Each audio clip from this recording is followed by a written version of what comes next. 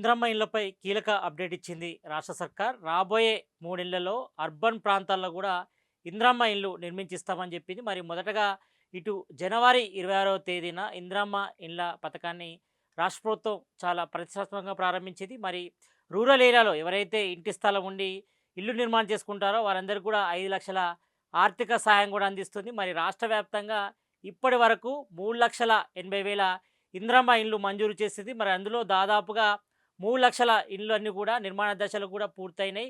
మరి వచ్చే మార్చి నాటికి మరి ఆ నిర్మాణం కూడా పూర్తవుతుందని, మరి రాబోయే 3 ఏళ్లలో కూడా మరి మిగిలిన ప్రాంతాలు అంటే ఇటు రూరల్‌లో ఎవరికైతే ఇంటి స్థలం ఉంటుందో వారికి ఇళ్ల స్థలాలు ఉన్నవారికి ఇందిరమ్మ ఇల్లు ఇవ్వడంతో పాటు, మరి ఎవరైతే సొంతింటి కల నెరవేర్చుకునే ఉద్దేశం ఉంటుందో వాళ్ళందరికీ కూడా ఇందిరమ్మ ఇల్లు ఇస్తామని కూడా రాష్ట్ర ప్రభుత్వం చెప్పింది. మరి అందులో భాగంగానే ఈ యొక్క ఇందిరమ్మ ఇళ్ళను కూడా ప్రభుత్వం పథకాన్ని కూడా తీసుకొచ్చింది. మరి అందులో భాగంగా మరి మొదటి దశలో మరి రూరల్‌లో ఎవరైతే ఇంటి స్థలం ఉంటుందో వారికి ఈ ఇందిరమ్మ ఇళ్ళ పథకాన్ని కూడా మంజూరు చేశారు. మరి గ్రామ కమిటీల ద్వారా కూడా ఎంపిక చేసి ఈ విధానాన్ని అయితే కొనసాగిస్తున్నారు. మరి దాదాపు ఇప్పటివరకైతే రాష్ట్ర వ్యాప్తంగా 3 లక్షల పైగా ఇళ్ళు అయితే నిర్మాణ దశలో ఉన్నాయి. మరి ఆ ఇంటి నిర్మాణం కూడా మరి వచ్చే మార్చి నాటికి కూడా పూర్తవుతుంది. మరి ఏప్రిల్ నెలలో కూడా రెండో విడత ఇందిరమ్మ పథకాన్ని కూడా ప్రారంభిస్తామని కూడా మరి మంత్రి పొంగులేటి శ్రీనివాసరెడ్డి ఈరోజు స్పష్టం చేశారు. మరి అర్బన్ ఏరియాలో కూడా వచ్చే 3 ఏళ్ళలో కూడా ఇందిరమ్మ ఇళ్ళను కూడా మంజూరు చేస్తాం. మరి విడతల వారీగా G+3, G+4 విధానంలో ఈ యొక్క ఇందిరమ్మ ఇల్లు నిర్మాణం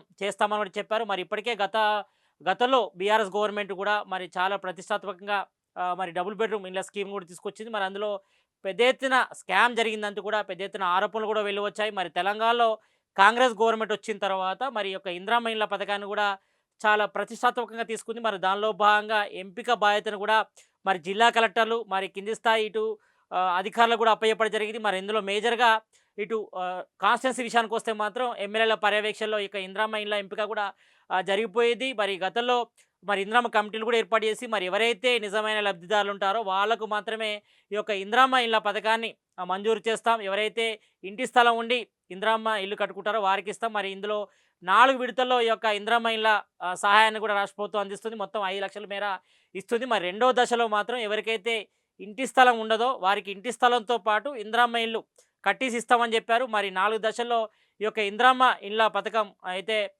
కొనసాగిస్తున్నారని చెప్పారు. మరి రాబోయే రోజుల్లో మరి అర్బన్ ఏరియాలో కూడా మరి ఇందిరమ్మ పథకం కూడా కొనసాగిస్తాం. మరి రాబోయే రోజుల్లో దాదాపు 3 లక్షల నుంచి 5 లక్షల మధ్య ఇల్లు కూడా నిర్మిస్తాం. మరి అర్బన్ ఏరియాలో మాత్రం ఇంటి స్థలంతో పాటు ఇందిరమ్మ ఇల్లు కూడా ఇస్తామని కూడా చెప్పారు. మరి G+3, G+4 నిర్మాణంలో కూడా ఈ యొక్క ఇందిరమ్మ ఇళ్ళ నిర్మాణం కూడా కొనసాగిస్తామని ప్రతిష్టాత్మక దీనికి సంబంధించి కూడా చర్యలు తీసుకుంటామని కూడా మంత్రి పొంగులేటి శ్రీనివాసరెడ్డి స్పష్టం చేయడం జరిగింది. Local to global news at your finger tips. మీ చేతిలో ఒక ఆయుధం. Download Raw TV app. Media legend Ravi Prakash is back.